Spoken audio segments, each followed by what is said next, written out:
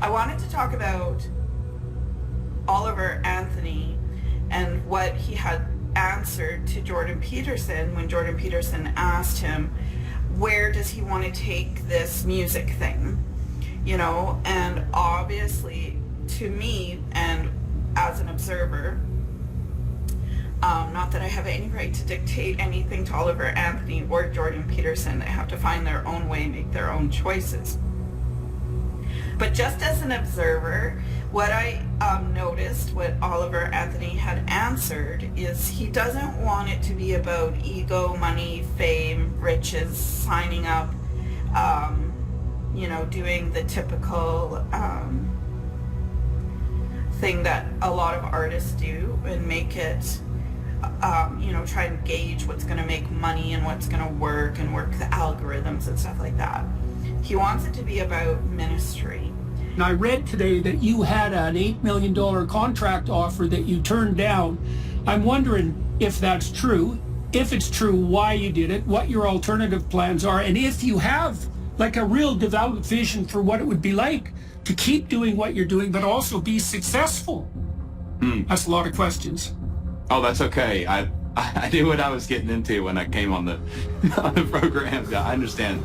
Yeah, music is important to me individually. Like these songs that I wrote for me, and inadvertently it has helped a lot of other people. Like not just Richmond, north of Richmond, but I've got to get sober. Like that's one that I just recorded on my Android phone. And if you look through the comments and emails I've gotten, I had a gentleman the other day at Moyock. We played at a farm market, and he told me that his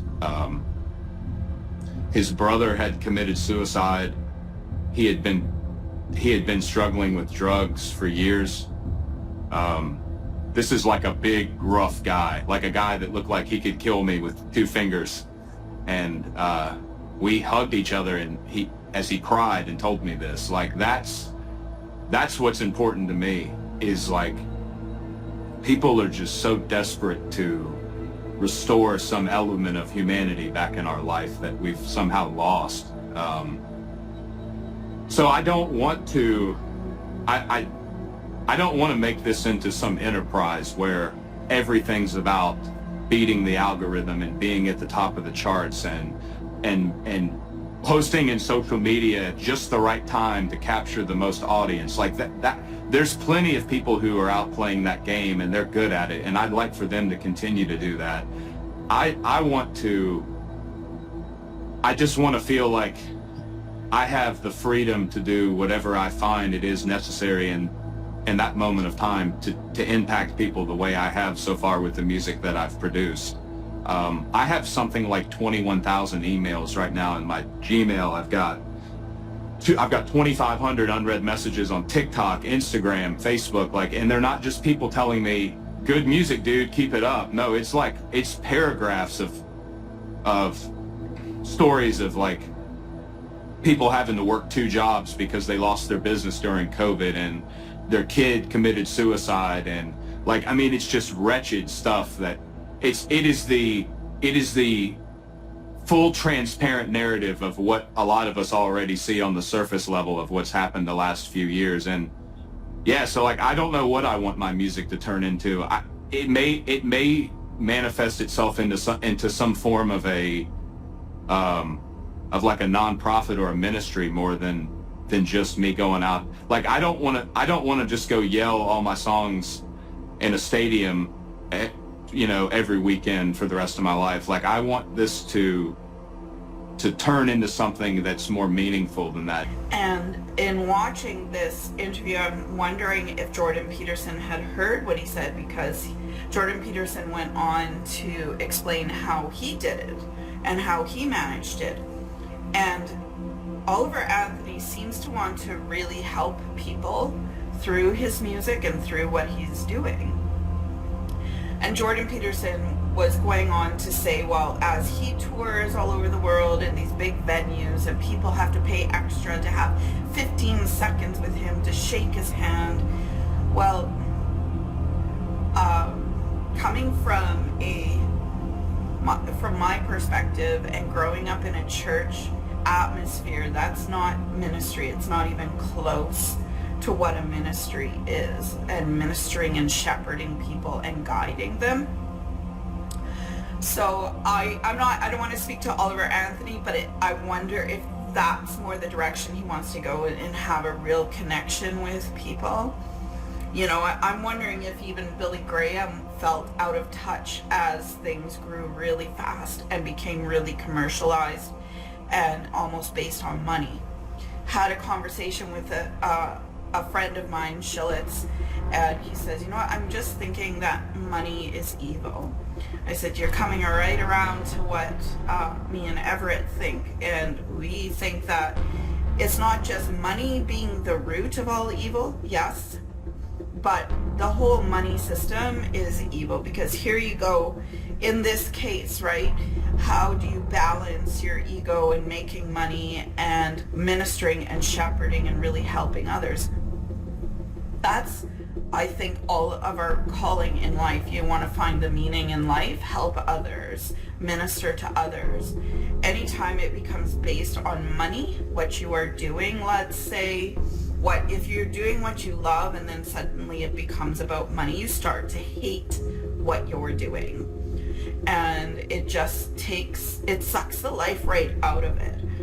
So, you know, as I started doing all of these and making videos, I never monetized any of them or never based it on a Patreon account or anything like this. So this made me think as well, right?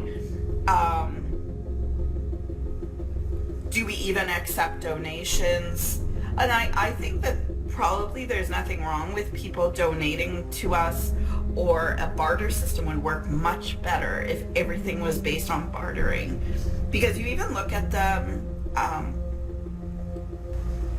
healthcare industry and pharmaceutical industry, and it's based on money. Do you really think that do you really feel like your doctors actually care about you, or do you feel like you're just a number and you're being pushed through a system? So I'm going to pray and hope that Oliver Anthony finds his way. I think he would make an excellent minister, shepherd to people. I don't know how many of you know Keith Green from the 1970s and 80s. He died in a plane crash, but he started out a career as a young kid and a teenager as a singer, and he was going on that path, right? Drugs, rock and roll, alcohol, addiction, fame, and he kind of hit bottom and found Jesus Christ as his Savior, Messiah, and followed that path. And anything he did from there on in was all based on donation. So he would do smaller venues in churches. I had gone and seen one of his events, but I think it was after he passed away, and it was all by donation, and we watched things on a screen. So even if someone was having a concert in a smaller location, it could be all by donation and all put on screens around the world, and people could watch that way as well. But it's really tough to spend 15 seconds with somebody and truly minister to them when they actually need hands-on prayer and to be really heard and have a ministry team. That's probably what I would prefer as well myself.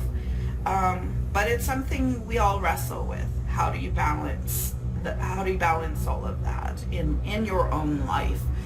I think if you're motivated and do anything based on money, it's you could get rich and famous, right? But have you fulfilled your true calling? Did you fall off of the true path that you were meant to be on? Or did you start on a path that is going to end up in hell eventually? So we got to be so careful. And yeah, so that's